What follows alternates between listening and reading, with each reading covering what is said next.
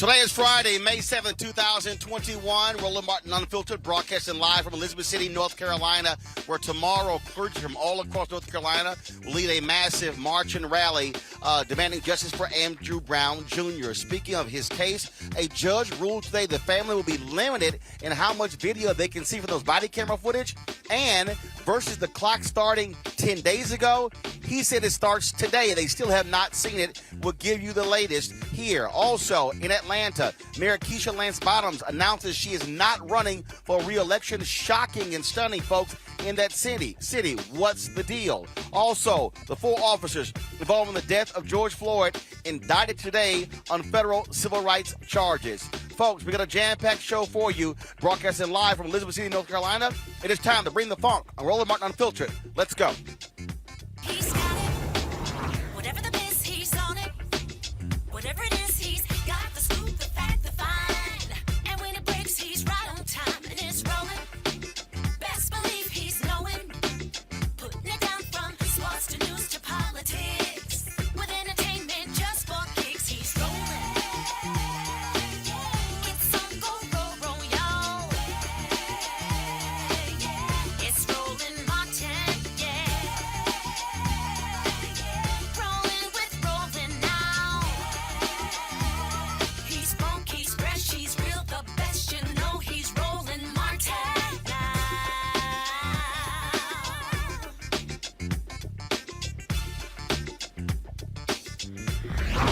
Martin. Hey, folks, Roland Martin here. We're broadcasting live from Elizabeth City, North Carolina, where there's going to be a massive march tomorrow taking place in this city, and the whole focus is going to be on Andrew Brown Jr. We are here, folks, right now. I don't know if you can see it. This is a shot of the courthouse right here, so we're going to show you in a second where we are here. Covering this particular story. And, folks, what has been going on is unbelievable. Andrew Brown Jr. was shot and killed on April 21st. A number of officers descended upon his home, shooting and killing him. But here's the problem. They have yet to actually release the body camera footage to show exactly what took place. Now, here's what's been going on. A little bit earlier, folks, we had some protesters who were out here. They have been protesting every single day in Elizabeth City, including a 72-year-old black woman. Every single day, she has been out here protesting. Now, we're going to try to get our drone footage to show you in a little bit, folks, because what's been happening is they actually went down the main street here. Probably was a group of about 10 or 15 protesters, but every single day, they have been protesting here in Elizabeth City, demanding justice for Andrew Brown Jr.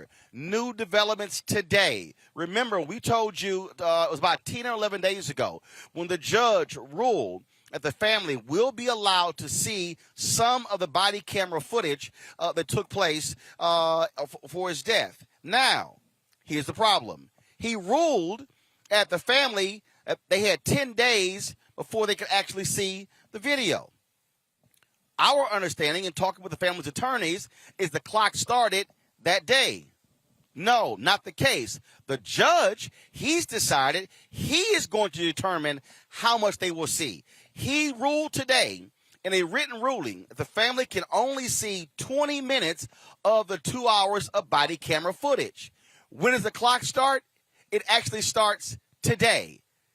So we were told they were going to see that footage between that ruling, and it should have happened by today when that clock started. No, it actually starts today. And so this is one of the things that people have been saying in Elizabeth City. There's a problem when it comes to justice, the real lack of clarity and understanding, and folks have been just really upset by it. That's why Reverend Dr. William J. Barber and clergy from all across North Carolina are going to be traveling here, and they're going to be holding a march and rally. It's going to actually end up here where the rally is going to actually take place. The rally is going to take place here. And so we're going to be covering this, of course, tomorrow, live streaming it. It's going to be at 11 a.m. Eastern tomorrow here in Elizabeth City, North Carolina. So we'll be covering the march as a march from a location here to the courthouse where they're going to be assembling, demanding justice in this case, demanding transparency. I want to go live to my panel who's with us today. Please bring up Michael Imhotep, host of the African History Network show, Candace Kelly, legal analyst, start your morning with BNC, Brittany Lee Lewis, political analyst. I want to start with you, Candace. This is crazy that the judge waited the last 10 days. The family kept saying, well, they wait for the ruling. He decides to release a written ruling today when 10 days ago he said the family had 10 days to see the video. Then he says, oh, the clock starts today after he's determined they can only see 20 minutes of the 2 hours. And, Roland, it doesn't make any sense. The reason why is because, one, they should be able to see that video because that is what they were promised. How many times is this judge going to make changes over and over again? Number two, what we have is a family that's been waiting, and in the best interest of justice, they should find out what it is they are going to go up against. This is something that people have been dealing with I hear something in my ear, by the way. This is something that people have been dealing with for such a long time, and this is why people are taking to the streets. It also leads to this whole notion that, hey, I don't want this video to be released because it may affect juries and their impartiality, but it didn't stop them from releasing information about Brown and his history, his record. So all of these things have to be taken into consideration. So this is why it's important for people to march. This is not obviously in the best interest of justice, and something has to be done. It hasn't happened before like this, but now we have to wonder, what are they trying to hide? What are they trying to hide? Well, and that's the thing that jumps out here, Brittany, that people don't understand. The judge had this particular decision 10 days ago. People like, what's going on? And now he does a written ruling that lays out new instructions. Roland, this is ridiculous. Quite frankly, we know this is a cover-up, and time will show exactly what it is that they are trying to cover up. And I'm so glad we're on the streets, and we're going to continue to be on the streets until justice is served, because I'm so tired of this criminal justice system. I know we all are. Michael. Roland, this is some more of the runaround, and it definitely sounds like a cover-up. And reading the reporting from NBC News, the family is going to be allowed to view less than 20 minutes of the nearly 2 hours of video that was recorded. So the judge could have stipulated 10 days ago exactly what he's saying today. Okay. And, the other thing is, I guarantee you, if it was something exculpatory in the video, if it was something that Andrew Brown did to the officers that justified them killing him, if that was on video, that would have already been released. So the fact that they keep trying to delay the releasing of the video, or allowing the family to see it, I should say, not releasing the video, but one, the fact that they don't want to release the video. Two, the fact that they keep delaying the family to be able to see the video more than 20 seconds tells you how damaging it is. So, and see, this is another thing, man. This is like a kind of like a small town. Well, Elizabeth City is a small town, but you have a judge, and it's like a small town. And I think when all this went down with the officers killing him, I think they just thought that they could just sweep this under the rug, and this was not going to blow up like it did. And again, first of all, Elizabeth City is 17,000 people, but the county, that's actually where this was impacted. The sheriff's office, that's who actually led this particular charge. And we were here last time, and what folks told us here is that the dynamic here is that you have Elizabeth City, African-American leadership, mostly black police force, the county, white leadership, white police force. Those are the dynamics that you have here. And so it's just very strange that what is going on here. And the other thing, Candace, this is why the family has called for the state to take over. The problem, though, is that Andrew Womble, the district attorney, he has to recuse himself and ask the state attorney general to take over. And there are multiple investigations going. The state bureau, they're actually investigating this. Okay, they're investigating it. The DA has an investigation, and so the family doesn't even understand who is the lead agency when it comes to this investigation. They don't trust this district attorney, and so you have all of this that's going on here in Elizabeth City, and people are saying they need justice. They are demanding justice. They're demanding transparency.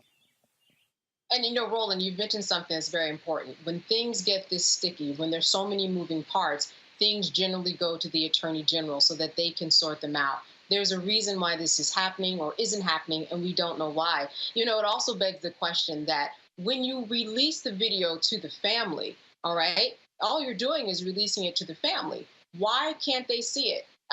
Even if they come back and describe the video, you're not releasing the video to the public. So in order for them to prepare for their case, in order for them to figure out what they're going to be suing for and begin the process of justice, why won't they give it to them for that reason alone? It's part of the case. It's part of their right to have a fair trial. It's part of their First Amendment to actually go out and talk about what they see. But like you said, when things get murky like this, it goes to the attorney general. Why they have not done it, we don't know. But suffice it to say that there's something going on here by omission. The fact that they do not want this to be shown to anybody is a major problem. And once we all see it, we are probably going to see immediately what the issue is. They know it. They just don't want us to know it.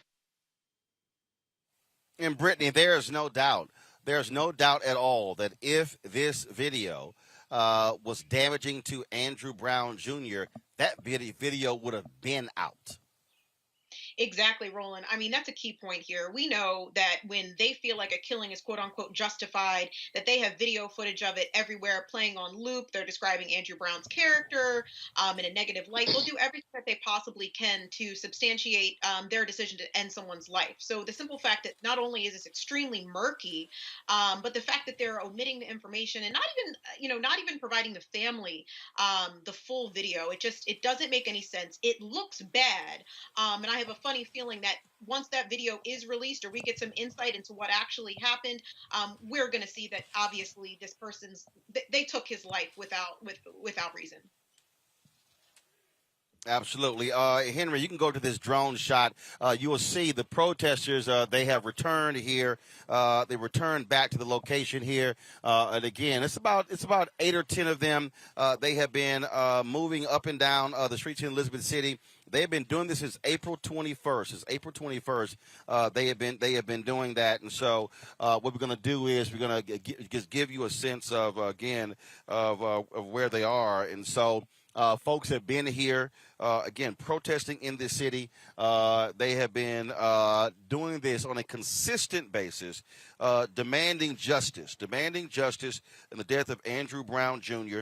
It has not actually happened thus far, and so so tomorrow you're going to see a heck of a lot more people who are going to be here in Elizabeth City tomorrow for the protest taking place here. Again, Reverend Dr. William J. Barber, the North Carolina State Conference of the NAACP, and so many others, they are going to be here. They are going to be all across this city. If you saw the list of pastors, it is a massive list of pastors who will be here in Elizabeth City, leading this particular protest and rally, because they say enough has not been done in this particular case in terms of enough transparency. The problem, as we have described for you, is that everything is in the hands of the DA and the sheriff's office. The interesting part here is that the sheriff has been far more forthcoming in this case than the district attorney. The DA also, remember, he announced that he's also running for Superior Court judge. That has been going on as well, and so it has been very strange, if you will, the various circumstances here, and folks certainly want that justice. As I said, tomorrow we're going to be live streaming the rally. That will be taking place beginning at 11 a.m. And so we're going to be here tomorrow live with that. We'll be streaming Roland? that across our Roland Martin Unfiltered platforms. Yes. Yeah, there's one thing I also want to point out is that this is the time where everybody behind the scenes is getting their story together. They are biding time because they don't want this to end up like another Derek Chauvin. Now we've got precedent, right? We've got precedent. People are steamrolling ahead. There's too much at stake. As you said, there's a superior court position that is at stake. There are people's lives that are at stake. Their freedom is at stake if they don't get this right, if you will, in terms of what it is they all need to be on the same page about. And that's another reason why this stalling tactic is going on the way it is. There's no other reason besides that, in addition to the point that certainly there's probably something on the tape that does not vindicate them, but they have to get their stories together. They do not want another Chauvin. They do not want state and federal charges and huge lawsuits, because this could crumble their town, right? Certainly they have insurance, but this is a lot of money that we're talking about for precedent cases. They want to get it right on their side. And as you see, again, this is our drone footage. The marchers are now moving towards another section of town. As I said, we were here a couple of weeks ago. This has been happening every single day in Elizabeth City, without fail, since April 21st. That they have been taking to the streets. They've been taken to the streets to keep the awareness up. You've had this, of course, it's after 6 p.m. You've had some other protests that have been going on, that have been taking place at night here in Elizabeth City. And so last time we were here, we covered one of those particular protests that took place at night. And so, they have been, look, give it to the people here. They have not been silent. They have not been just sort of ignoring what's been going on.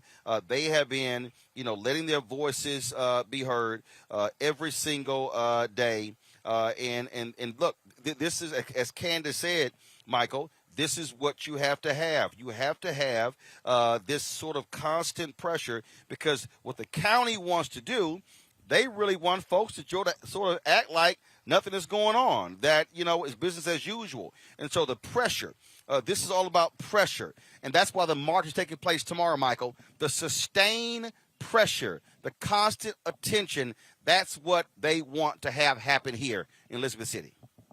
You have to keep that momentum going. You have to keep the pressure going. You have to keep, especially the focus of African American media on what's going on here and following the updates. You need African American media on the ground also, being able to interview the people, being able to find out what's going on.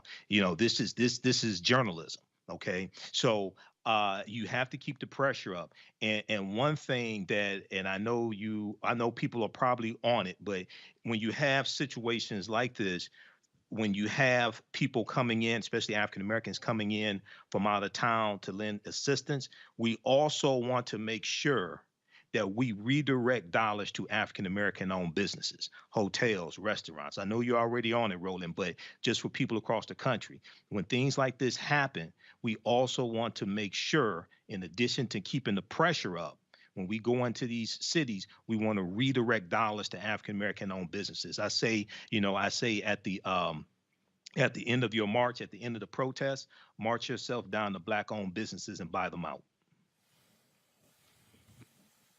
Well, absolutely, and that's one of the things that people have emphasized here as well. And so this is a live look right here, folks, of a handful of protesters here in Elizabeth City as they continue to keep the focus on justice for Andrew Brown Jr. Shot and killed April 21st. His funeral took place on Monday. The funeral was on Monday. And as I say at the top, folks, the family, they have yet to see the body cam footage. They've yet to see that footage of his death. The judge ruled today, a written ruling today, that the family will be able to see only a maximum of 20 minutes out of 2 hours of video. And he also ruled that the clock begins today. They must see it in a 10-day period. And so that's what the decision that came down today, and that's the breaking news that we have here in North Carolina. As I said, tomorrow, 11 a.m., we're going to be covering this rally taking place, led by Reverend Dr. William J. Barber, the North Carolina State Conference, the NAACP, and clergy from all across this state. They'll be descending on Elizabeth City. The rally will take place elsewhere, but the rally is going to end up right here at the county courthouse. And so we will be live tomorrow covering that in its entirety at the beginning at 11 a.m. And so y'all want to definitely, of course, watch that. You know, this is why we ask you to support what we do because, again, the ability for us to be able to be here to cover these events is critically important. And, of course, May 13th, next Thursday, we're going to be in Baytown, Texas, covering a rally there of a black woman, the first anniversary of her murder. And she was shot and killed by a Baytown police officer and bringing attention to that. Got to go to a break. We come back. We'll talk about the 4 cops who killed George Floyd, indicted on federal civil rights charges. You're watching Roland Martin Unfiltered, broadcasting live from Elizabeth City, North Carolina. Back in a moment. The lonely, the alienated, the sad and the angry. In every country torn by strife, violence, and hardship, men and women are drawn to extremist leaders, promising to take on the enemies of their people. In America, some of our lost souls respond in a similar way to the call of influential voices. But instead of militant preachers or radical clerics, every single night in America, they can listen to our own angry advocates of division and conspiracy. Confused, angry people hear the call of these voices and take on the camouflage of warriors to threaten and even kill civilians. The radicalized Republican Party and the twisted people on TV who speak for them use the very same language of intolerance and rage to provoke those alienated people, actively pouring kerosene on the fire of social unrest. And until we all reject these poisonous voices, the result will inevitably be escalating violence and tragedy.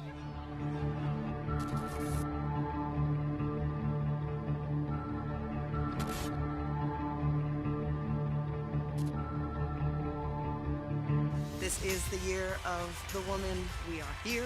We are capable. My optimism for our future has never been greater than now. Black women are making a difference, making history, and changing the world. Yo, what's up? This your boy Ice Cube. What's up? I'm Lance Gross, and you're watching Roland Martin Unfiltered.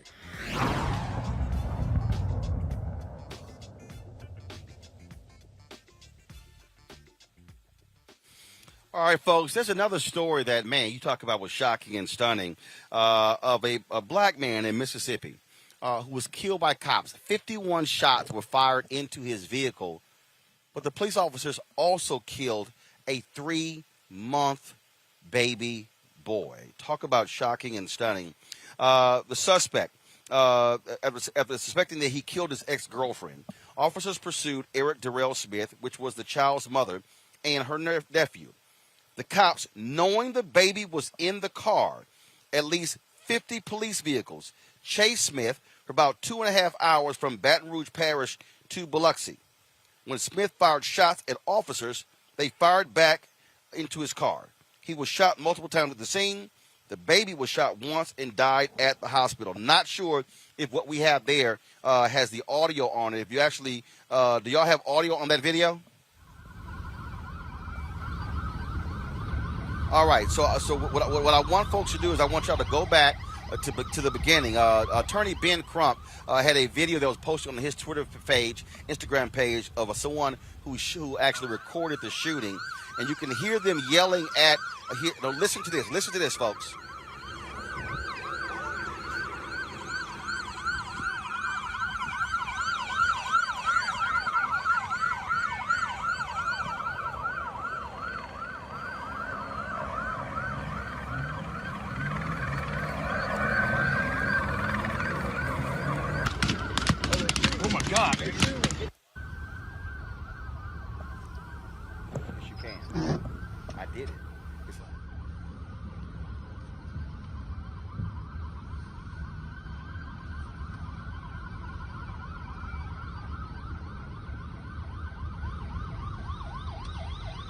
At the hospital. Michael, I want to start with you.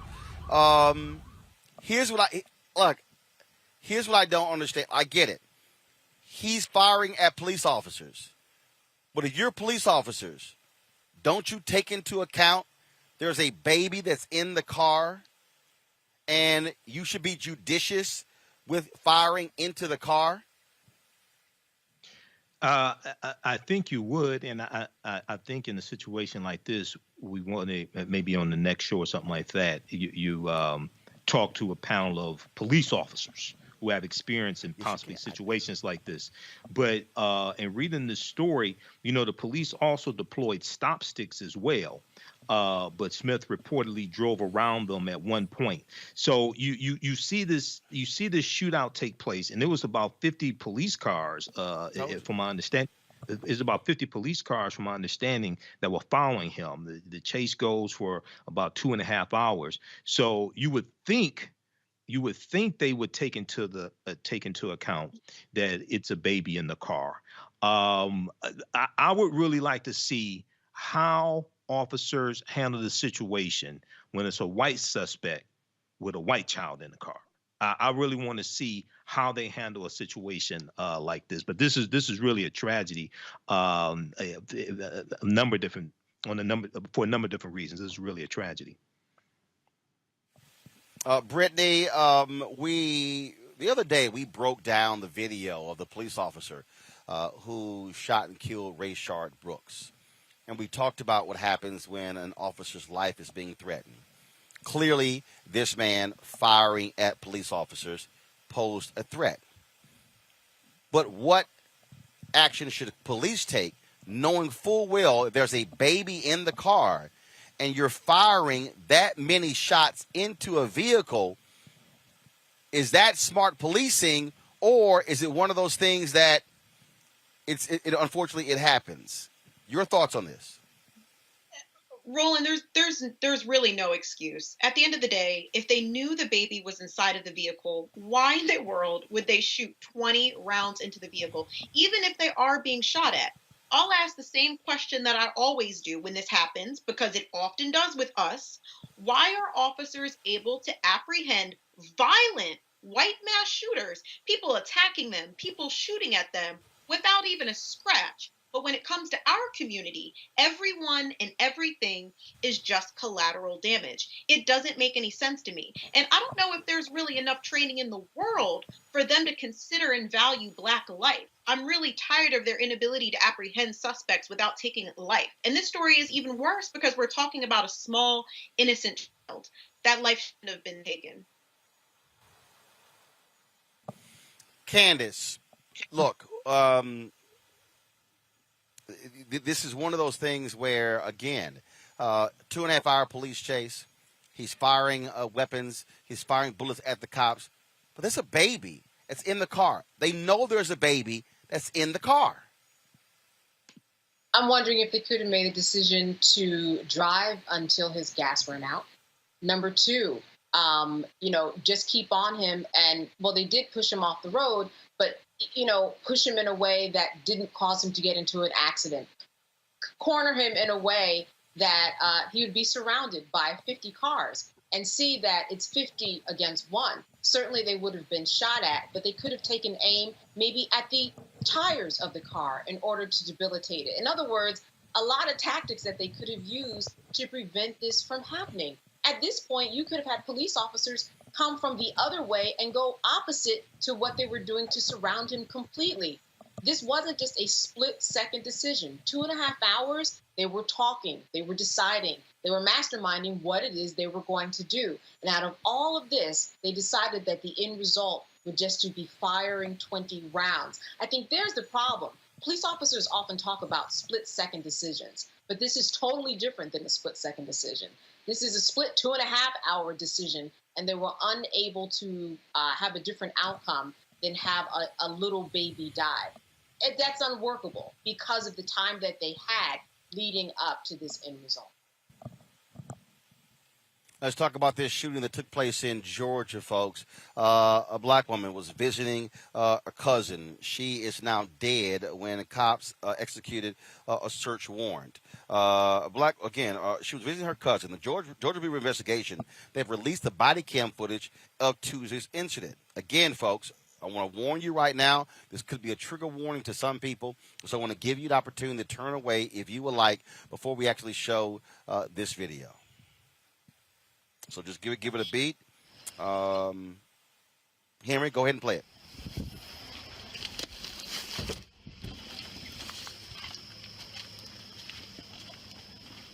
You ready? Yep. Come on.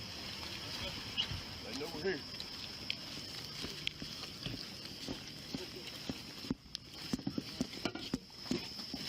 Sheriff's office search warrant, come to the door! Hit it. Go. Sheriff's office search warrant, come to the left. Get on the ground! Get on the ground! Hold it! Got one down, two down. Hold it. Room front. Move! Keep moving! Room left. Go! Move! Take the shield and go! Hold, Chris, hold! Come on! Bedroom door. Let's go!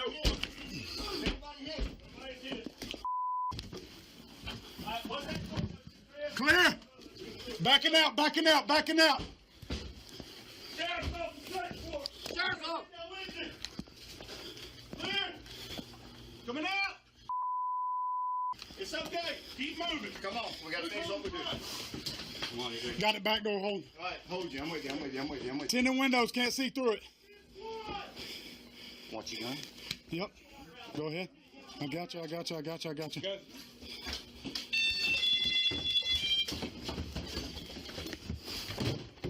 Clear.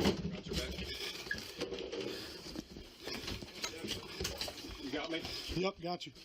Come on. Got you, buddy. Got you. Watch your back.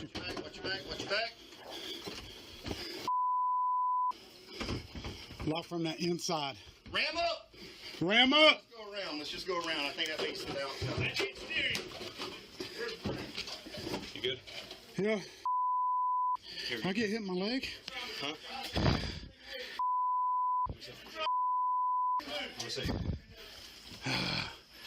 I'm good. I didn't get hit in the leg. Oh. Clear secondary. The bullet barely missed me. Who's the two shooters? Me and Mick. He had a gun in his hand, pointed. Where's the squad? Hey. Y'all out. No talk. Hey, self-check. 2 feet over here first. All right. Folks, LaToya James, 37 years old, was killed. Her 46-year-old cousin, Vershawn Brown, was hospitalized with at least 4 gunshot wounds. The Georgia Bureau of Investigation say they are investigating. This was an exchange of fire between law enforcement and occupants of the home. This is the 27th deadly shooting by cops in Georgia this year. What do you have to say about that, Brittany? This is, it is. We get the executing of a search warrant, but we don't know exactly. Again, they say that it was shooting by occupants of the home. We do not know if she was firing back at officers. We don't know if she was simply caught up in the gunfire. But the reality is, she's dead. Her cousin is wounded. Roland, honestly, what is there to say at this point? I mean, like you said, this is the 27th deadly shooting by police in Georgia this year. Again, it is as if we are simply collateral damage. You can't train people into viewing us as human. You know, that could be any of us going to visit our cousin who could have lost our lives because police have failed to, execute a warrant without taking someone's life. It's unfortunate and it doesn't make any sense. Candace, from a legal standpoint, what exactly can be done? How you have officers trying to execute a warrant, but look, you want to minimize losses, and I say this all the time, and it's real. Death is death. It's finality. That's it. Her life is over. Right. There's no turning back. Well, when you have a no-knock warrant, you have to go through specific measured steps in terms of talking to people who are involved, talking to the judge, talking to the police officers, so that they can say specifically, this is the warrant that we need you to okay, judge. And therein lies the problem. Number one, you don't know anything about who's in the house based upon the warrant that you got a day or two before. You might have surprise visitors. You might have a whole family that's at the house that the police officers didn't know about. And if you take a look at that video, how dark was that video? How could they even see anything? When we look at what they did in Louisville, Kentucky, and they banned no-knock warrants, that was for a very good reason. Number one, you don't have warrants that you execute at night. You can't see anything. You don't know who's there. Number two, if you are waken up in the middle of your house by someone who barges in your home, you are going to have a natural reaction to fight back. And if you have a gun, whether it's legal or whether it's illegal, you're going to use that gun and there's going to be a problem and people can die in the crossfire who had nothing to do with what you were originally involved in. And finally, this is a lower level misdemeanor, probably drug crime or offense. No one was kidnapped. There was not a bunch of children in the basement that were molested. He didn't have a harem of women that were, we're talking about drugs, right? We're talking about the war on drugs that's been going on for decades. There is no need to have this type of warrant with such vigor and aggressiveness attached to this type of a drug charge. I mean, they're making drugs, legal in states across the country. This is not something that rises to the occasion where people need to come into your house in the middle of the night and then not expect some type of an exchange. That would be inhuman, not human at all, to think that someone on the other side wouldn't act in a way that they did if they potentially were shooting. We saw it with the Breonna Taylor case. It's the same exact thing. Get rid of these no-knock warrants. Folks, let's now go to Atlanta, where a huge announcement was made today. News broke last night that the mayor of Atlanta was not going to be seeking re-election. Keisha Lance Bottoms, who held a fundraiser with President Joe Biden in March, raised $500,000, announced that she was not seeking re-election. There was initial speculation saying she'd be taking a corporate job at Walgreens. She said that wasn't the case. She gave no specific reason as to why she is choosing now to step back. This is her news conference today. This has been my highest honor to serve as mayor of this city. And many of you all have heard me speak of my family's history in this city, going back almost 100 years. My grandmother would tell me how her father, who was a child of people who were once enslaved from Crawfordville, Georgia, packed up a horse and buggy, and they made their journey to Atlanta. And my family moved to the west side of Atlanta. And they found community, and they found purpose, and they found a way to make the lives of their children better. And I stand here on their shoulders. So my love for this city was a love planted in my heart long before I was formed in my mother's womb. And I wish that I could tell you there was a moment or that there was a thing. But when you have faith and you pray for God's wisdom and guidance, in the same way that it was very clear to me almost 5 years ago that I should run for mayor of Atlanta, it is abundantly clear to me today that it is time to pass the baton on to someone else. I'm reading a story in the Land Journal Constitution right now where a close friend said that Mayor Bottoms, in her first year in office, really began to have second thoughts about why she wanted the job. In fact, this is a quote, she just didn't have her heart in it, said one close friend. Michael, this is interesting because, and it's shocking to a lot of different people, because she barely won when she ran by a little more than 400 votes. Right. She beat a white councilwoman who was trying to become the first white mayor of Atlanta since 1972. Also, she, like I say, had the fundraiser. According to a internal poll that was leaked, she had a 68% approval rating. But there have been lots of issues there, a significant spike in crime in Atlanta, some folks saying she felt detached or out of touch. And now what this has done, it has now thrown open the door. Many people were expected, only a couple of candidates had announced they were going to oppose her. Many saw her as a shoe-in. And what you have now are folks saying, can Atlanta continue having a black mayor? The state legislature, they have been trying to take control of the airport. That is the crown jewel of the state of Georgia. And, of course, one of the busiest airports in the world. And so what do you make of this surprise announcement by Keisha Lance Bottoms, who many were talking about, who turned down a spot in the Biden administration and now is saying, I want out of politics completely? Brother, on one hand, it's a shocker. On the other hand, is not necessarily a shocker when you understand the trials and tribulations of being a big city mayor. Okay, that is a hard job, and not only that, you're dealing with a dumbass governor, Brian Kemp.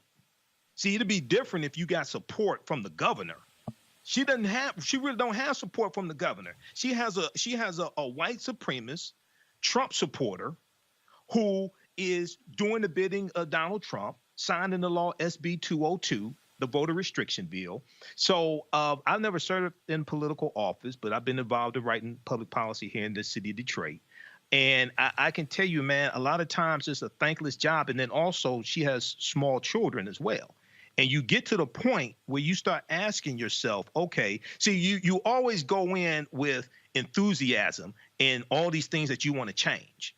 And then you get in and you see you really don't know how things really work until you really sit in that seat and you get all these different elements coming at you, okay? And then you start getting to the point, you ask the question, is this really worth it? Do I want to do this for another 4 years? Do I want to sacrifice time for my family? Do I want my blood pressure to raise? And then you had those, police shootings as well. You had the shootings with involving the 2 college students. You had Rashard Brooks, things like this. You start realizing, okay, do I want to endure this for another 4 years? This is not what I thought it was going to be. So on the one hand, it's a shock. On the other hand, I can understand. She says, look, I want to do something else. I may not know what it is, but I want to do something else. She did not rule out a future role in politics, Brittany. But the reality is many people, again, they see these jobs as being highly sought after.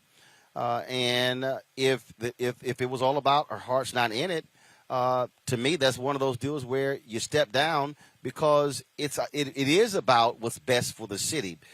Just your take on this big announcement from Mayor Keisha Lance Bottoms.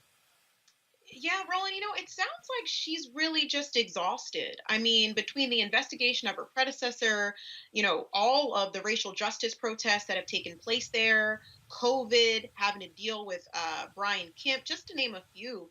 I mean, I can only imagine. So many of us can only imagine. And, during her time in office, you mentioned this earlier, we've seen a rise in violent crime in the city. I think homicides were up about 60%.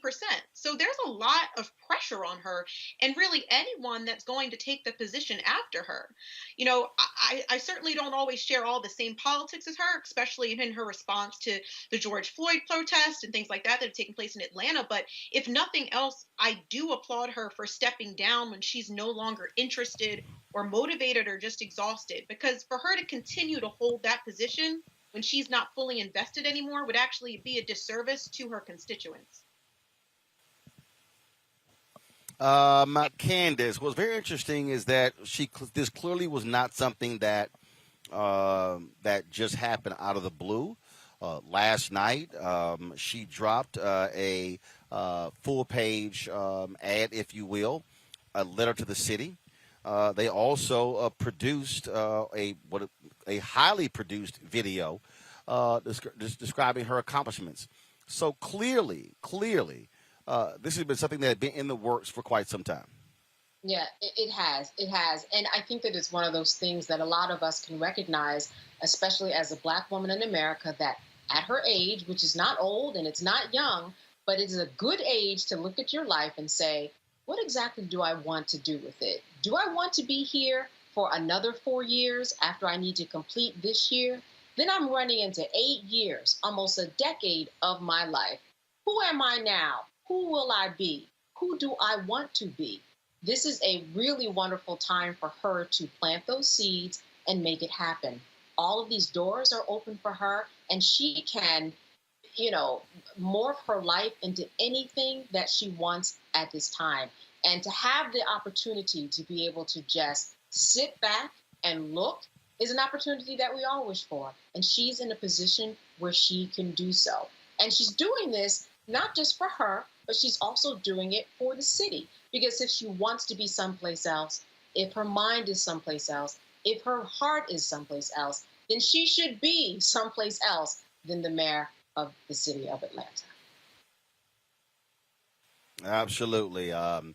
So we'll see what happens now. The question is, will Kasim Reed, the former mayor, will he run? He was a huge supporter of her when she sought the office, but in the last few months he had been taking some shots at her, and privately you had some city leaders encouraging him to run against her. In fact, in that statement that she dropped, this is what she said, quote, she hit him with this: a far-reaching and ever-growing federal investigation into the prior administration consumed City Hall, leaving employees paralyzed and fearful of making the smallest mistakes, lest they too be investigated or castrated on the evening news. Ouch, Michael. Yeah, brother, she is inheriting. She's coming behind Mayor Kasim Reed. You had this federal investigation. It's no telling what's going on. Not implicating him or anything, man. But I live in Detroit, so we've been through some federal investigations before. I ain't gonna call no names, but we've been through some federal investigations before. I went to school with some of the people that were involved in the administration that was investigated. Some of them, after the investigation, it was hard for them to find jobs. So it's like, look. So, and the other thing is, okay, you got to be careful when you're the one under investigation. You kind of got to be careful about throwing shade at other people, because I don't know if the investigation's over with. There's no telling what they're going to find. Hopefully, they won't find anything. But in Detroit, I ain't gonna call no names, but you don't know how these investigations could go. So, but I can understand her point of view, and it's just I'm telling you, man, a lot of times it's a thankless job. Seriously, it's a thankless job. People see, you make the money, you have this position, all this stuff, brother. Dealing with Negroes can wear you out. I'm just gonna be honest with you. I'm just gonna be honest with you, brother. It can wear you out.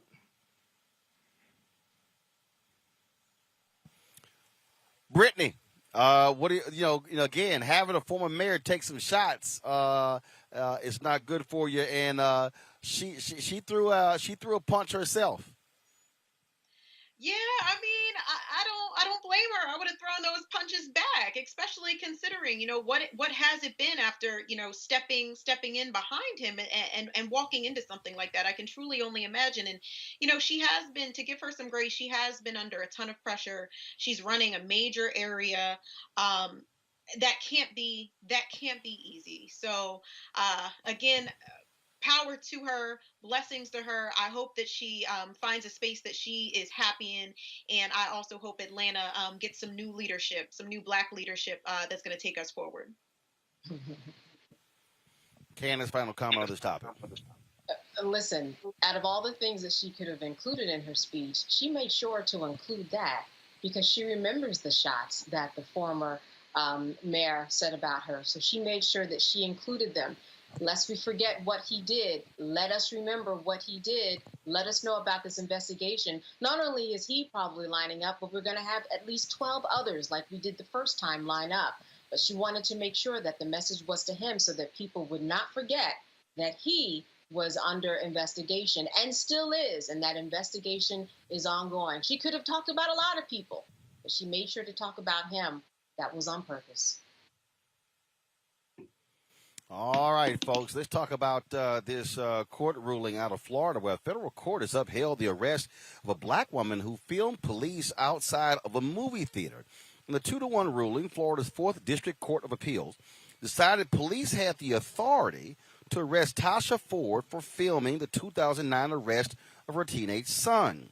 Ford says she began filming to keep police officers honest about their interaction with her son. Lawyers for the Boynton Beach officers involved said Ford invaded their privacy and ignored several commands to stop filming, justifying the charge of intercepting oral communications and obstruction without violence. One judge argued Ford did nothing wrong and police should not be entitled to a reasonable expectation of privacy while in public places. You've got some Republican legislators, Brittany, who they sort of want to support this sort of stuff because of folks filming officers beating folks and others. Look, without the video of the George Floyd murder, I'm not quite sure Derek Chauvin gets convicted. So this is of serious concern. We talk about filming police officers engage in police action.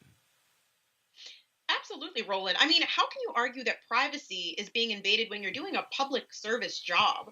Police should have no reasonable expectation of privacy in public places, like the judge said. And we've seen federal courts across the country have found that the public has a constitutional right to record cops. Even the federal appeals court, whose jurisdiction includes Florida, had ruled people have a First Amendment right, subject to reasonable time, manner, etc. You can't get in the middle, but they are allowed to photograph and videotape police conduct. And not to mention, Ford should not have been charged with obstruction because it's not like she got in the way of the officers doing their job. It's not like she prevented them from making an arrest. These officers just don't want to be held accountable. And you hit the nail on the head. We know that police killings and brutality are not anything new within our community.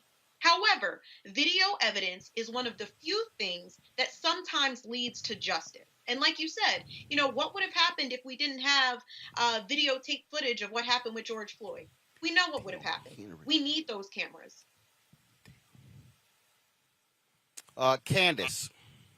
First of all, police officers wear webcams. Wear the body cams, right? And are forced to in many situations.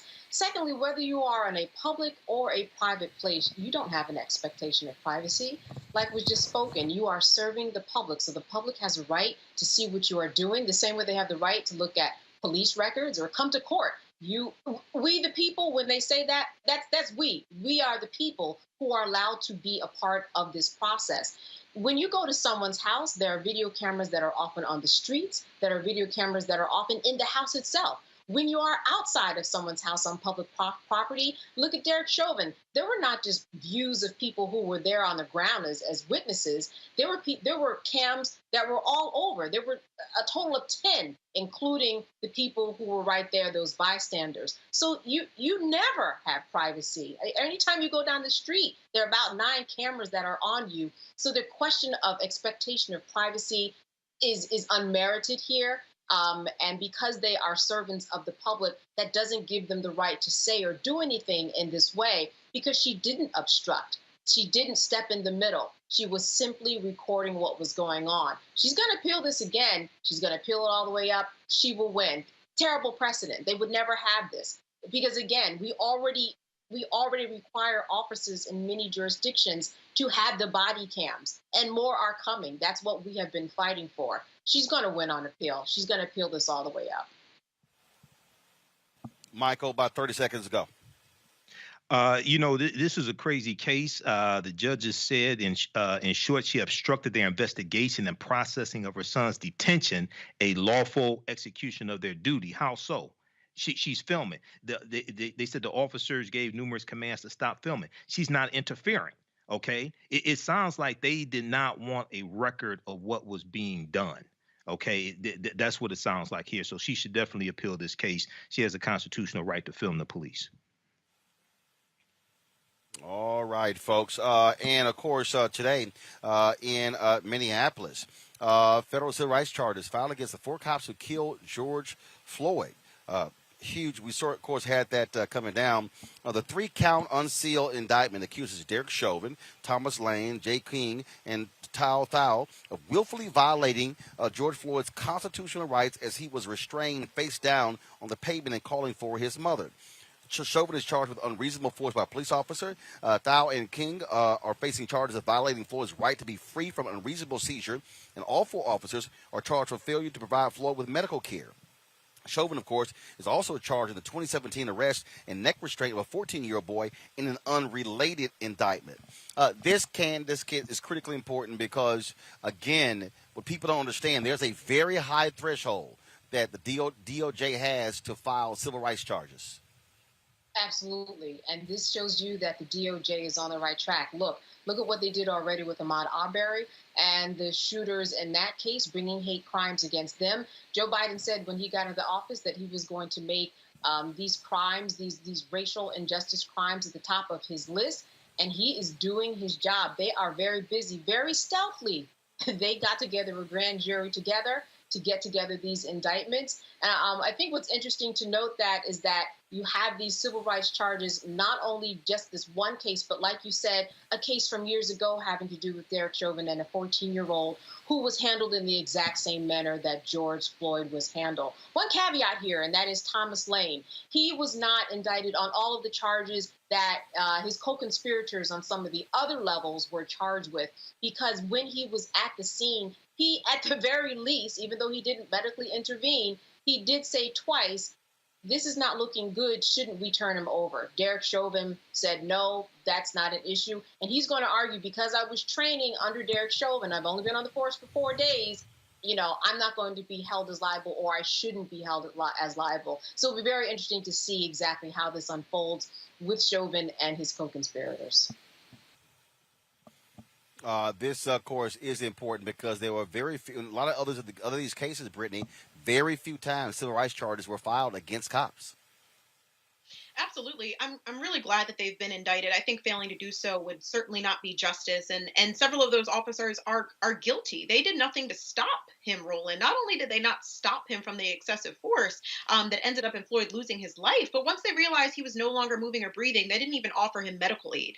This was just a complete disregard for human life in this situation. And if nothing else, I hope that it sends a message to other officers that there's potential for them to be held accountable if their fellow officers are committing a crime, or they are completely indifferent when someone, even if that someone is a potential criminal, is in the need of medical assistance. And, when I think about holding officers accountable, it makes me think about how the criminal justice system is constantly changing. Hearing about this made me think about the case in Buffalo with Officer Horn in 2006. She did do the right thing by stopping a fellow officer from using a chokehold, potentially saving someone's life. And she had been an officer for 19 years and was fired after that incident. And she only recently, and I mean this year, was reinstated. It was largely due to the outcome of Floyd's death and the Chauvin trial. So, I hope we continue to see the right type of changes going on in the criminal justice system, because folks need to be held accountable. And those quote unquote good apples that folks are always arguing, or that are in the police force, they need to continue to step up and make sure that no more lives are lost. Michael. Yeah, it's good that the federal charges are coming, and in reading about this case, you have in the case of Chauvin, charged with, they were saying George Floyd should be free from unreasonable force by police. We know that federal civil rights charges is a high bar to reach, but in a case like this, they should actually do it. And it sounded like from the charges filed, they were being more creative than normal in being able to file these charges as well. And that's the difference between the Merrick Garland Department of Justice and the William Barr or the Jefferson Beauregard Sessions III Department of Justice. And not only do you have these charges, go ahead. Not only do you have these charges, but you also had two investigations to the patterns and practices of police departments announced in 5 days under Merrick Garland, and you only have one investigation in 4 years under the Trump Department of Justice. And that's also what you get for all these people out here who are whining and complaining, saying, Roland, why did you support Biden and Harris against Trump? This is why, idiots. This is why voting matters. For all you idiots out there, let me say it right now, for all of you, let me be real clear, for all of you dumbasses who are sitting here saying, oh my goodness, Biden, Harris versus Trump, this is why. Because a Donald Trump Department of Justice would not have announced an investigation into the Minneapolis Police Department, an investigation into the Louisville Police Department. They would not be pursuing civil rights charges against these 4 officers. And so for all you stuck on stupid people who want to act like somehow it made no sense who we voted for, this is why you vote. You idiots. Going to a break. I'll be back. Roland Martin Unfiltered, broadcasting live from Elizabeth City, North Carolina. Back in a moment.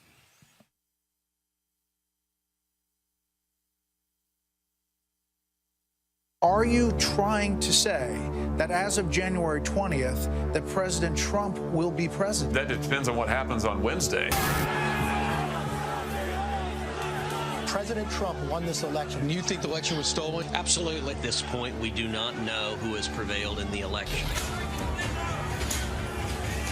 This fraud was systemic, and I dare say it was effective. This is a contested election. President Trump won by a landslide. Hold them this way! The outcome of our presidential election was seized from the hands of voters. We have to make sure that they look into what has been the theft of this presidential election. Joe Biden lost and President Trump won. Whatever happens to President Trump, he is still the elected president. I would love to see this election overturned. No one believes that this guy got 80 million votes. It doesn't feel right. It doesn't look right. No ragtag group of liberal activists will be allowed to steal this election. The president wasn't defeated by huge numbers. In fact, he may not have been defeated at all. Over the next 10 days, we get to see the ballots that are fraudulent, and if we're wrong, we will be made fools of. Black women are fierce, brilliant, courageous, dope. Black women are making a difference, making history, and changing the world. I think about all of the Black women who have showed up to fight for justice. We are starting to finally accept all the skills and talents a woman can bring to the table. Urban One, thank you. This one is so special. Hi, I'm Kim Burrell. Hi, I'm Carl Payne. Hey, everybody, this is Sherry Shepherd. You're watching Roland Martin Unfiltered.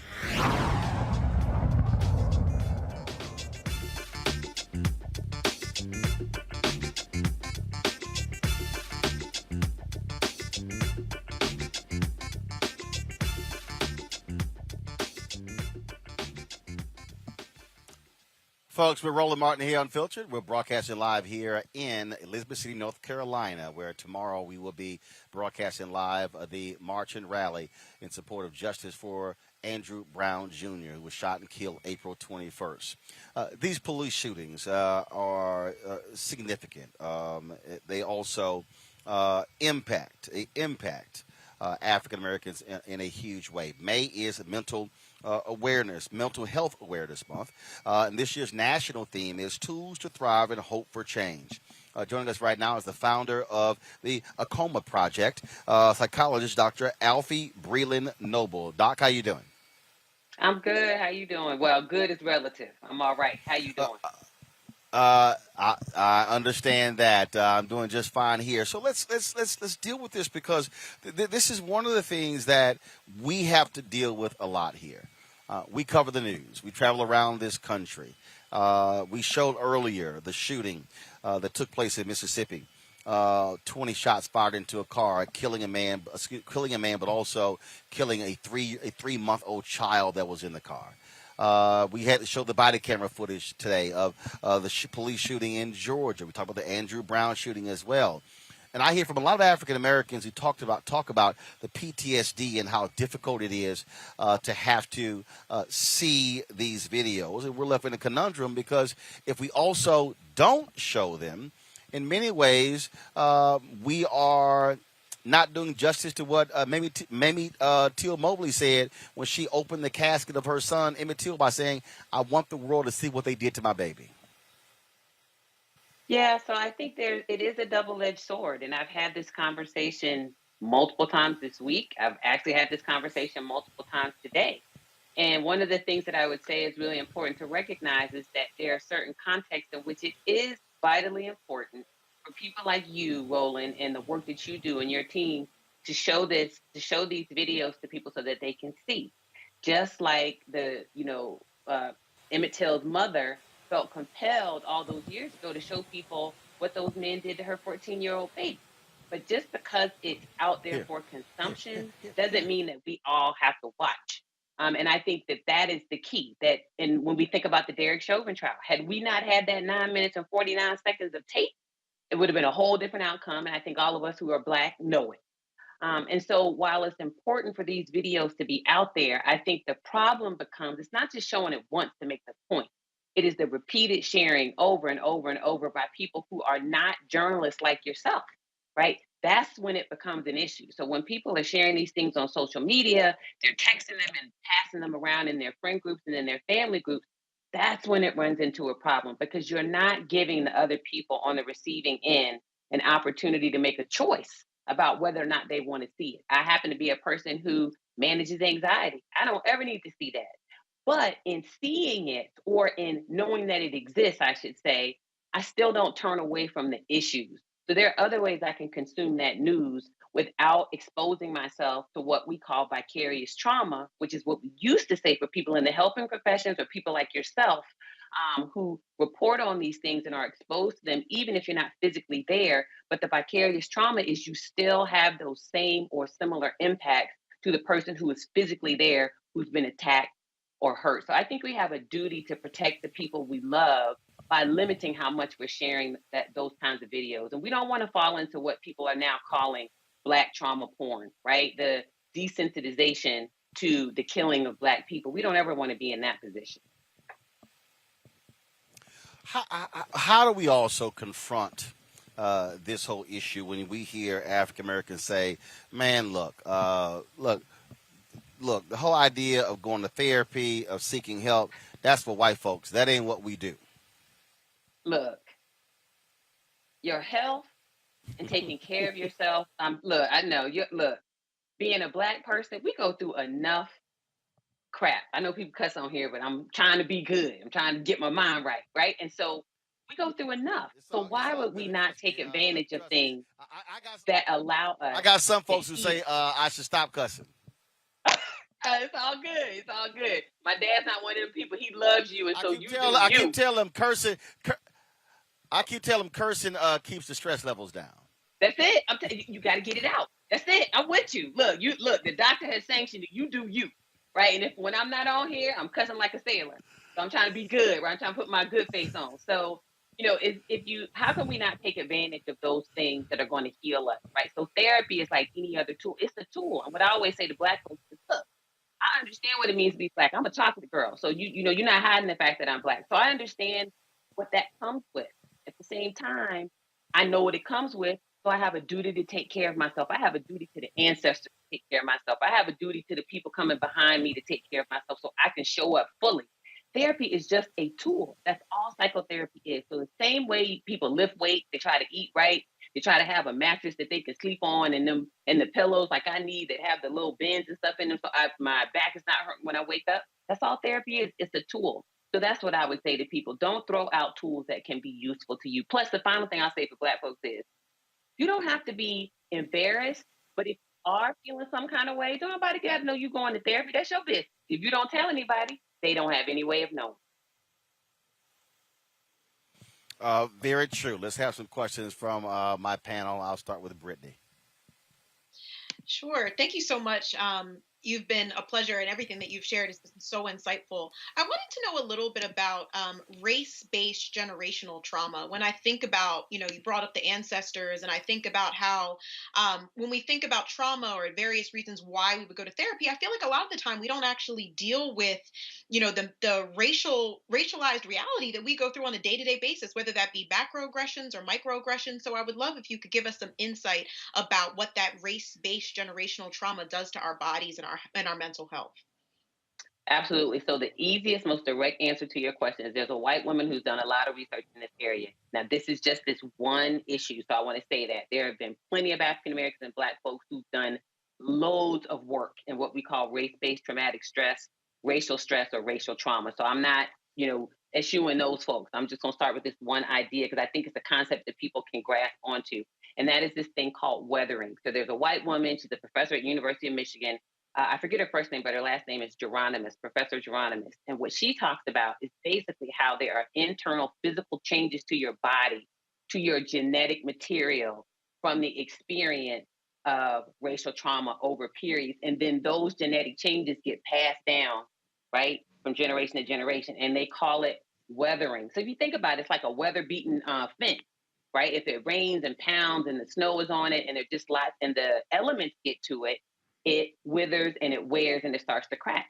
And that is why it's so important for us as Black people specifically to take care of ourselves emotionally and mentally. Because if we don't, what we see is increased cardiovascular disease, right? I'm convinced it's linked to the overrepresentation of those of us who are Black among those who suffer from different kinds of cancers, right? So that stuff is literally eating us up from the inside. So that's what that racial trauma, that unchecked racial trauma, that generational racial trauma does to us. And the denial, right, that this is the reality that we live in is hurtful because what it does is it exacerbates things like depression and anxiety. And so we're looking at our children. I'm a parent of 2 teenagers and they're struggling. And sometimes they don't even know why they're struggling. But think of how liberating it would be for our children if we said to them, look, what you're dealing with every day when you go outside, that's racism.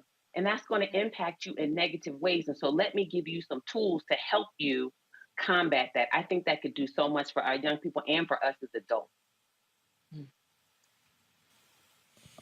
Candace, your question.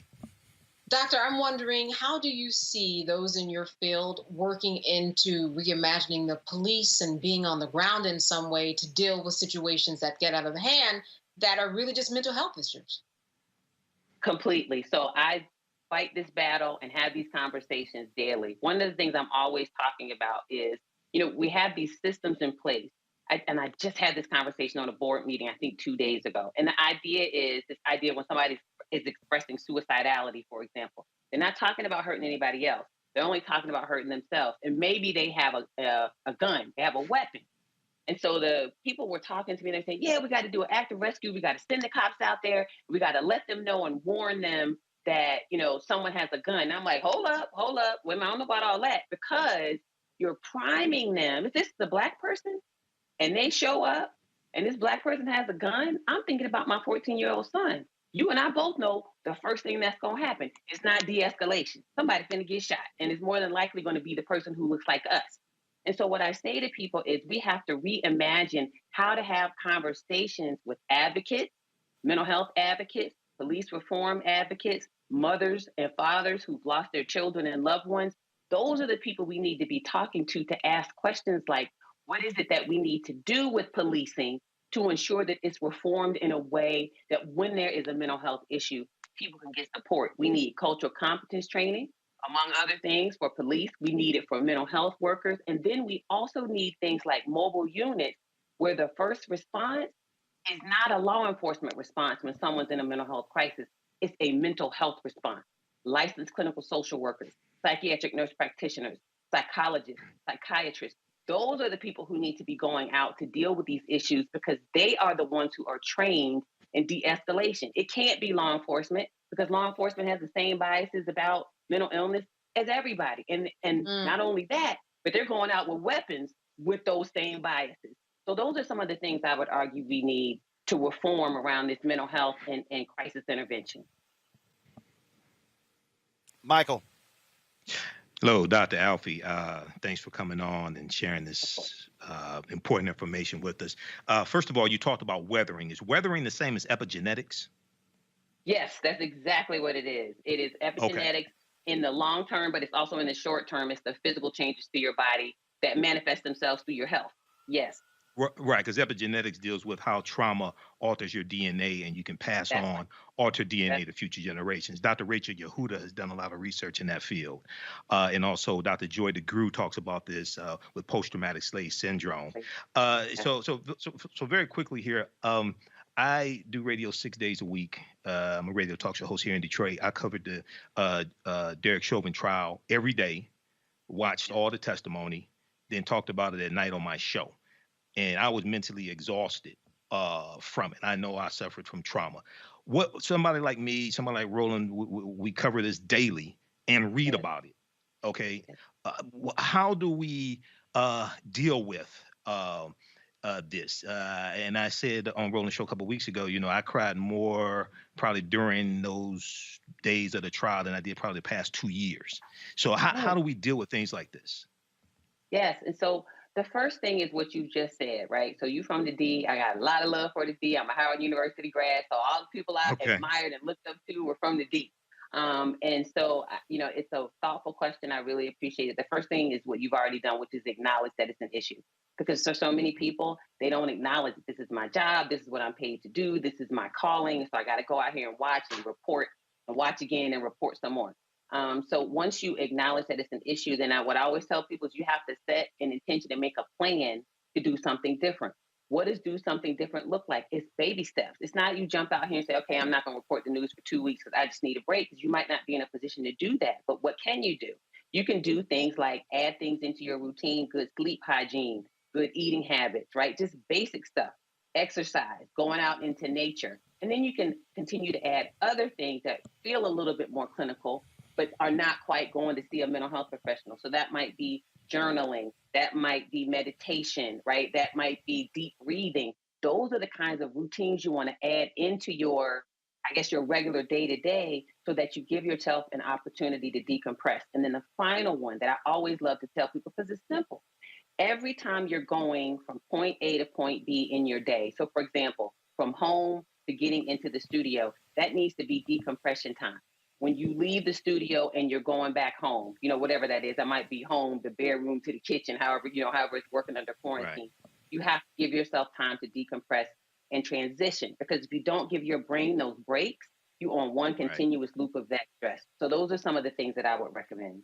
And just very quickly, one of the things I do is I watch Andy. I'm sorry.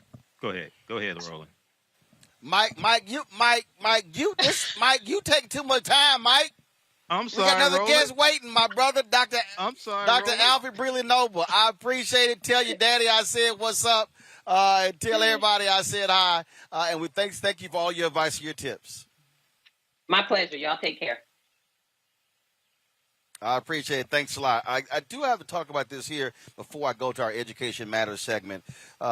Folks, this story out of Massachusetts, which is it's just strange. 16-year-old black girl found hanging from a tree with a belt around her neck. What's crazy is that the folks there say, oh, she committed suicide, but there hasn't been a real investigation.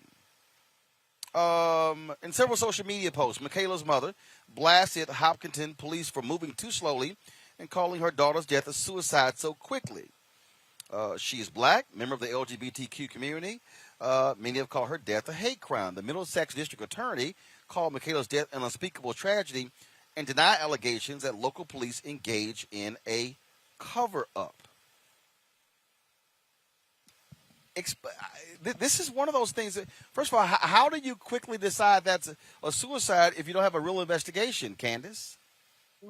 There's no way that they can have that type of, calling of it. How do you know? There has been no investigation, and therein lies the problem. And that's been the problem for so long in terms of crimes that happen to Black people, especially when you're talking about someone from the LGBT community and someone who is a woman, because we know that these are crimes that often especially go unnoticed when it comes to the crimes that police just don't pay attention to. So this is something that her mother is doing the right thing. She sees that there are gaping holes in the investigation, and she's filling them the same way that people on the streets are going to fill them tomorrow. In terms of Mr. Brown, and this is what we have to do across the board. We have to fill in the gaps where the justice system does not work, and she's doing the right thing, because there's no way that you would know what the outcome would be unless you've done the investigation. You put the cart before the horse. And so this is what has to be done. The exact thing that her mother and others are doing.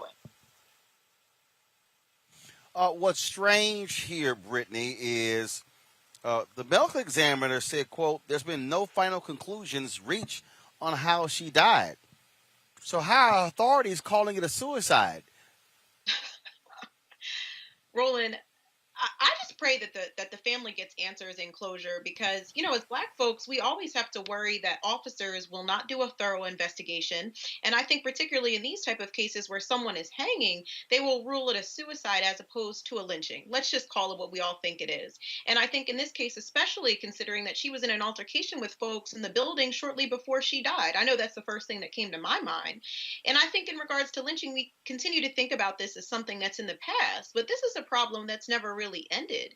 There's all types of studies, up to and including the CDC, reporting that there's been at least 79 unsolved hangings of Black folks that have gone unsolved from 1995 to 2016. And we know last summer specifically, we know of at least 5 people who were publicly hanged, and they were all deemed a suicide without a real investigation. So, I say just in general, given the context of the history of lynching in this community, there must always be a full investigation. We as Black people have to push for that.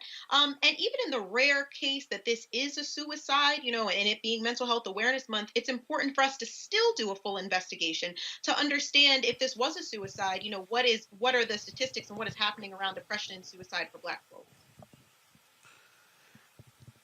What's also interesting, Michael, the DA there, Marion Ryan, said it will take 3 months for the autopsy and the investigation to be complete.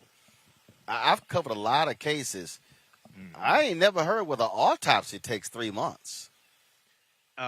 Something is not right with this, Roland. It's a number of different things wrong.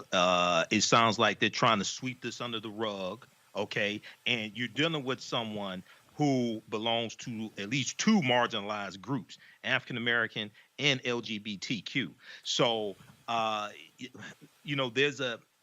there's a cheapening of our lives. Okay, there's a devaluation of our lives, and we see this play out here. So hopefully they could get support from various social justice groups or what have you to put pressure on the DA, but they should be able to get the autopsy results in a matter of days. They shouldn't have to wait 3 months for the autopsy results. I know they have to do the investigation, but this is crazy. Absolutely. That makes no sense whatsoever, so we'll certainly add this to the list of stories, and we're going to continue watching. Got to go to a break. We come back, folks. LSU has its first Black president. Also, North Carolina making it easier for parents to send their kids to private school, and a new HBCU infrastructure bill. All of that next in our Education Matters segment right here on Roland Martin Unfiltered, broadcasting live from Elizabeth City, North Carolina. We'll be back in a moment. You see what's happening. It's not just in Georgia. It's here in Florida and in 43 states across the country. Last year, I had my voting rights restored with an assist from the Florida Rights Restoration Coalition. I did it for myself, but also for my future. Having children, I realized I could make a difference. So So I got my voting rights restored, got registered to vote, and I got my vote in through the Postal Service since I was working out in California during the football season. Now, they're trying to undo that, and the hard work of so many others. They're taking away drop boxes, making it hard to vote by mail, and they're still trying to make returning citizens pay for a poll tax just to vote. Now that we know what they're trying to do, let's stop them. Here's how. Call your legislators, call your members of Congress, and start by signing our petition at morethanavote.org/protect. The fight is not over. It's just getting started. Help us, help you, and protect our power. White supremacy ain't just about hurting black folk. Right. You got to deal with it. It's injustice. It's wrong. I do feel like in this generation, we've got to do more around being intentional and resolving conflict. You and I haven't always agreed. Yeah. But we agree on the big piece. Yeah. Our conflict is not about destruction. Conflict's going to happen.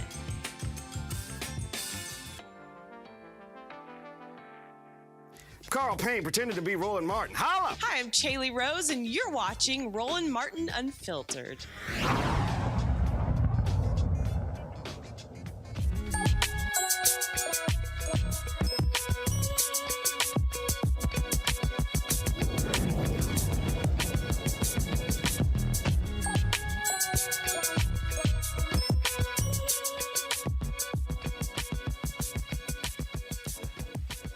Big congratulations to William Tate IV. He is the first black president in Louisiana State University history. Also the first black president of a school in the Southeastern Conference. He was the executive vice president for academic affairs at the University of South Carolina.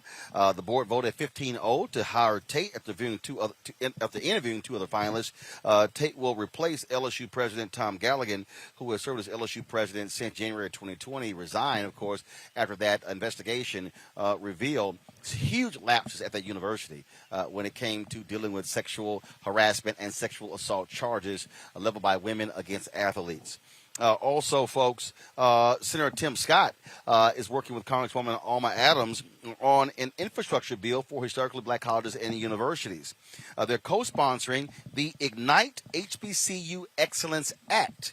The bill would help schools preserve historic buildings on their HBCU campuses, provide high-speed internet, and support for virtual teaching.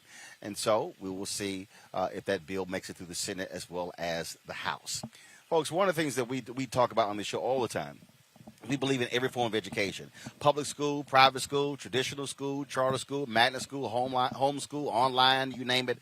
How can our kids get best educated? In North Carolina, there's an effort underway to help parents send their kids to private school. Joining us right now is Representative Raymond Smith out of Raleigh, North Carolina. Representative Smith, how you doing? Doing fantastic, Roland. How are you today?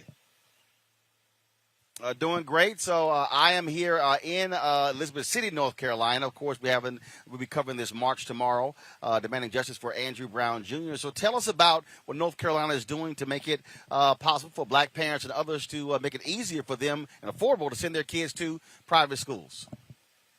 Well, Roland, thank you for inviting me to today's show. What you're going to hear from me today is a little bit different than maybe what you might thought you would have heard. Because the Opportunity Scholarship Program in the state of North Carolina is one that is not supported by Democrats in the state. The program sounds good on the surface, but actually what it does, it takes away state tax dollars and provides opportunities for individuals to go to private schools using state tax dollars. Well, the problem with that is we need to improve our public school system. And those opportunity scholarships are not full scholarships, so individuals still will have to pay their fair share in order to attend these schools. But at the end of the day, what we want is a public school system that is fair and equitable, and of course, that's part of our state constitution. You say Democrats don't support it. Why? Well, again, like I said, it takes away state tax dollars for public education, and it provides and it takes away those dollars and provides money for private education. Now, problem with private education in many instances, let's take, for instance, the parochial schools. parochial schools, they have either a religious designation, and so if you're not a member of that faith, then you're not going to benefit from that school. Secondly, in many of these parochial schools, they teach religious texts. And so when children get ready to go to college and qualify for college, they have not taken the proper sciences that will allow them to be able to enter into many of our state's institutions. It also makes it difficult for them to satisfy those entry requirements. But it also it runs the risk of indoctrination. You know, you have freedom of religion here in the state of North Carolina, but when you look at parochial schools, they have a tendency to force individuals or coerce individuals into one religion or another, and that's something that we look at. Also, in regular private schools, teachers do not have to be certified. There's no requirement for that your child will receive an education from a certified teacher. Teachers go to school and they go to great lengths to become certified in order to become teachers. Also, the school does not have to be accredited. There's no accreditation requirement for private schools. So how many of us went to college and the first thing an employer asks is the school that you went to, was it accredited? So again, these are all things that we have concerns about. And lastly, private schools are not held to the same education standards as public schools. They don't have the same testing requirements. So here's the question. So here's the question. Who gets these scholarships? Are these scholarships for low income? Are they open to anybody in North Carolina? Who gets to qualify for these opportunity scholarships? The scholarships are open to individuals who earn up to 278% of federal poverty, which is a $72,000 a year for a family of four. And that voucher program has just been increased by this latest bill, HB 32, which now will include more families. And so those individuals who qualify under that poverty level will then be eligible for these grants. Questions from my panel. Brittany, you first. Your question for Representative Smith. Sure. Thank you so much, Representative. I appreciate everything you said, and our politics certainly align as I too agree that we should be not putting a temporary fix or a Band-Aid to a larger problem, and we should be investing in our public schools. As someone who's been an educator, how do we get our community members, especially those who have children that are enrolled in failing or public schools, to recognize that they should actually continue to push for better public schools, continue to push for additional funding going into public schools, as opposed to just wanting to find a quick fix solution by moving their child, let's say, into a private institution? Well, that's a very good point, and it's a difficult challenge because the most egregious part of all of this is our public school systems are run in many cases by members of a political party that do not espouse to public education. So your boards of education, your legislatures in these especially here in the state of North Carolina, your county commissioners who are responsible for teacher supplements, all of these things go into the mix. And so when we talk about how do we get parents on board with providing support for and lending their voices to this effort, it begins with addressing these issues. We have to vote for individuals who absolutely espouse to public education. And at the end of the day, there's one other piece to this private school piece also. If your parent does not have reliable transportation, how will you get to this private school? So again, this is a very exclusionary practice, and I think that I know for a fact that here in the state of North Carolina, we've not done a good job at getting these parents on board with helping to fight for public education. Candace. I'm wondering, in terms of parents and making sure they know what public education means and has for them, how can you teach them what you already know? How can you get them to be a part of what you're doing? Well, you need to look no further than the mirror. Most of the people that I know, especially my age group and maybe younger, we all went to public school. And the education that I received is in no way second or inferior to anyone's education. And I think this push to privatization of education is more of a marketing ploy than anything else. So what we have to do is we have to be marketable. We have to market public education. We have to make sure that people understand that, hey, look at the leaders that we have now in our country, the people that we look to for information. Most of us, if not all of us, had public educations. You see these flags behind me. I attended 3 public HBCUs, one for my undergraduate, one for my master's, and one for my doctorate. And I'm very proud of my public education. And so we have to be the example that we want people to follow. And we have to remind folks of where they came from. Michael? Quick question for you, Representative. We've been dealing with this same thing here in Detroit, and the charter school push, especially fueled by Betsy DeVos and her husband Dick DeVos. So, in North Carolina, do you think the private and charter schools, do you think they can coexist with traditional public schools? And how do you fight this effort to take away funding from the public schools for these private schools? They can coexist in theory, but in practice, it's going to be absolutely difficult because we're talking about dollars. And there's a limit to the number of dollars that are available to spend. And if we take the few dollars that we do have, the state of North Carolina doesn't have the budget of some of the larger states. Our fiscal budget for the state of North Carolina is somewhere around $24-25 billion. So that's not a lot of money. And so we're constantly fighting with the Republican delegation over corporate tax cuts. That's another cut into the possibility of education.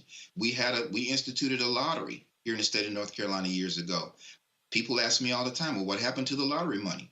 The lottery money was supplanted with the money that we were already investing. It was supposed to be in addition to the money that we were investing in education, but it was actually supplanted. So we're fighting with limited resources. So the question about coexisting is going to be difficult if we're talking about fighting over the same dollars. Thank you. So here's the question. The bill has the bill passed, been signed into law?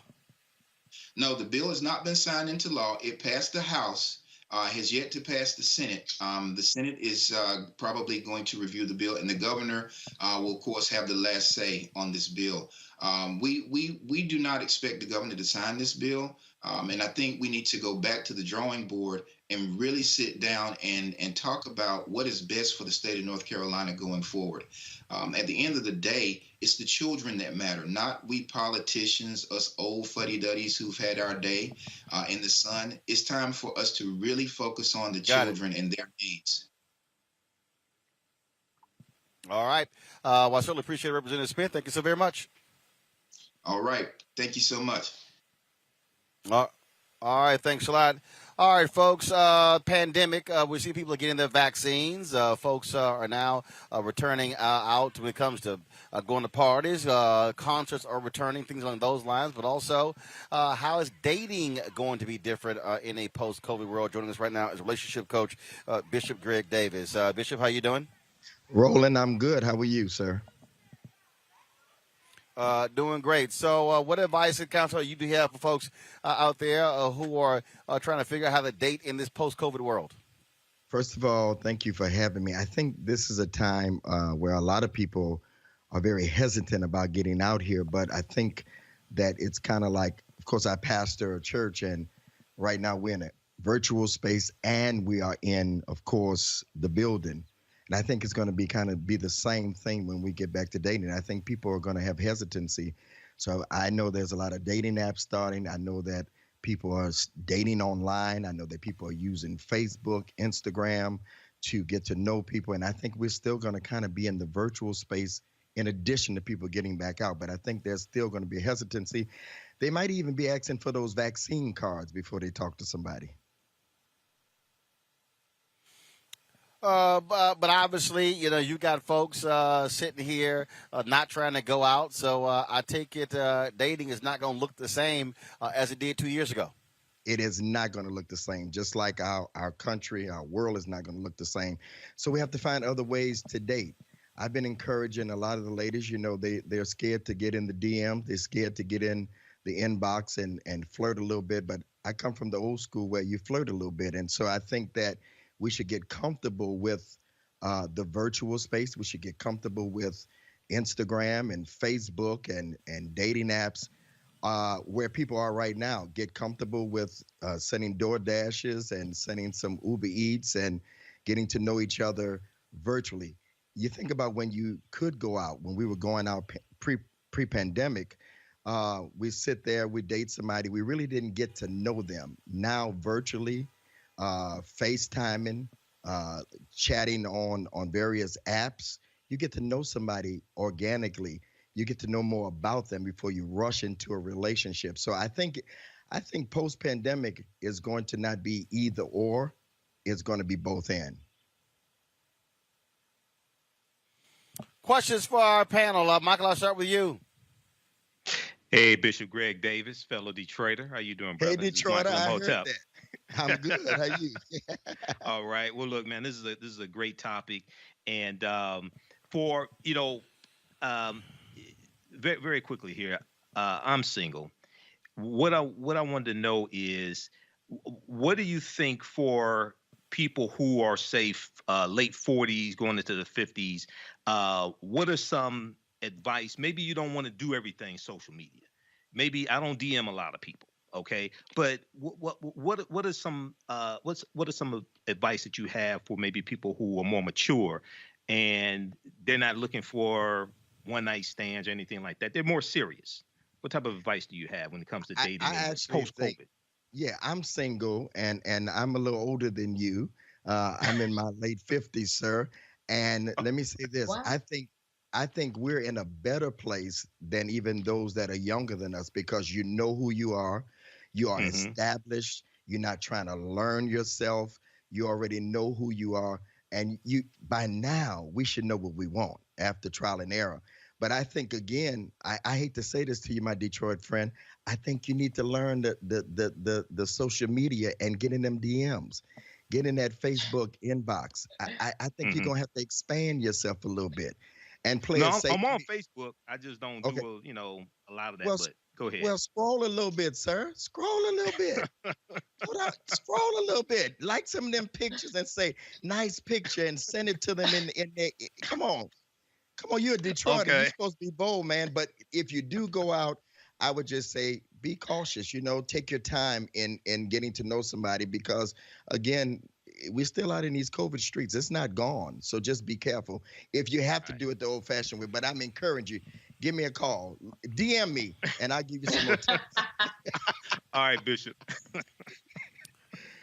Brittany? Thank you so much, Bishop.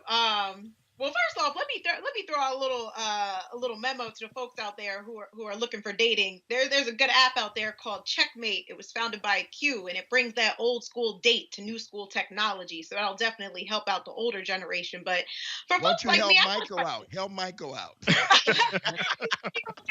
right? But no, I got a question. Okay, so in the age of digital dating, right? I don't like a dude who's like, I don't know, what do you want to do? I want to see if the man is going to set up the date in advance. I don't like those. I don't know. What do you think type of situations? How do I do that virtually? Or how do I find out if someone is messy? I'm a neat freak. Or if they chew with their mouth open, or how they talk to their mama. Things that, I would really have to be with you in person to find out these kind of details, because anybody can kind of give you a front via the DMs or on FaceTime. I think it's the same thing, and that's a great question. Being in front of someone, I think time is the reveal of all things. Ask them to give you a virtual tour of their house, not planned, but say, hey, right quick, let me see your place. Unplanned. Right, unplanned. Hey, let me see your place. Walk around. Let me see your place. I want to know where you live and all that. And so you want to see the whole thing. You want to see the kitchen. You want to know whether there's dishes in there that's been in there forever. Look, tell them to go to the refrigerator. You learn a lot about the refrigerator. If there's a lot of cartons in there, you know they can't cook. They order a lot of carry out. But then the other thing is do some virtual dating. You know, if it's a real man, if it's the right one, because that's my mantra, when the right one comes, let me tell you something. You don't have to ask him to plan the date. If you have to ask him to plan the date, next one, because here's what I believe. Dating is data. You get data, and you can get data from talking to them the first time. If they don't do what you want them to do, move on. It's getting data until you find the data that you want. So sometimes it's trial and error, but what do you have to lose because you're getting data? Don't get so serious so fast.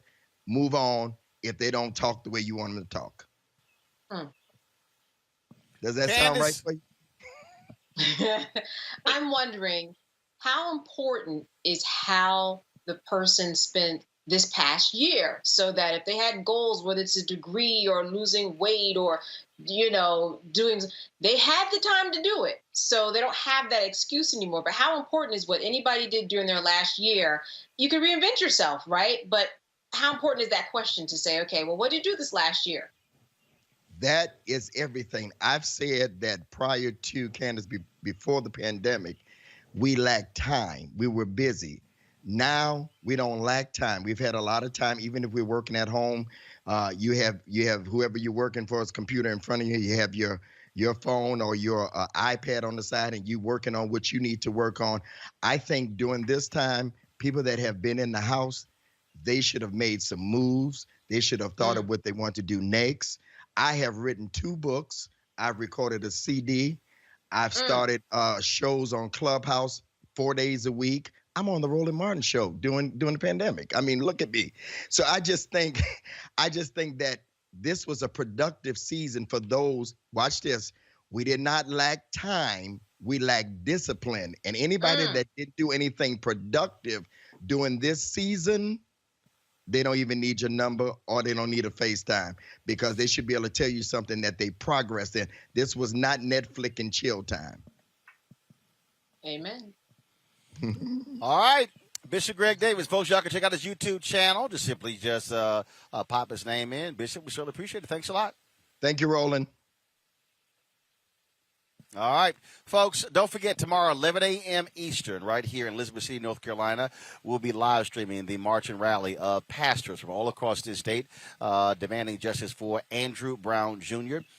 His family attorneys will be here. His family will be here as well, and we will be live on that. Also, tomorrow, before we go live, I'm going to be actually on Tiffany Cross's show, Cross Connection, on MSNBC, so you want to check that out about 10:40, and so look forward to that as well. And don't forget, folks, if you want to support what we do, your resources allow us to be able to travel to places like this, like here, to cover the news. Please do so by supporting us. Cash App, $RM Unfiltered. Venmo.com/RM Unfiltered. PayPal.me/R Martin Unfiltered. Zelle is Roland at RolandSMartin.com or Roland at RolandMartinUnfiltered.com. Brittany, appreciate it. Candace, thanks a lot. Also, Mike, we appreciate it as well for joining us on the panel, folks. Thank you so very much. We appreciate it. And again, folks, we will see you tomorrow right here from Elizabeth City. And so we appreciate all that y'all do in supporting what we do here as well. And so we are done. It's a little chilly out here. So thank goodness we had to bring the cold gear. So we thought it was going to be about 82, 85. That cold front came through. So we had to break the fleece out. But again, we certainly appreciate it.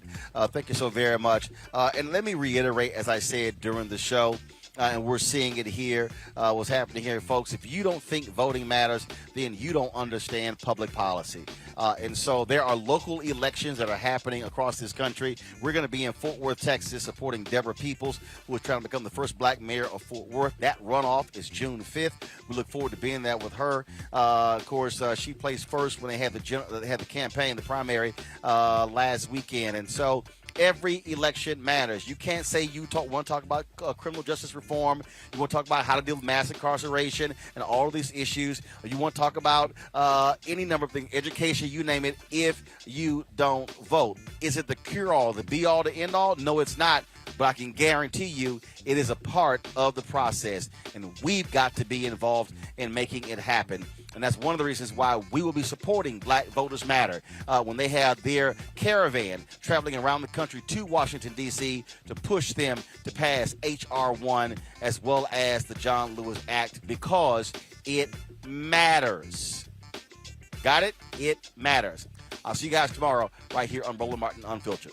Holla!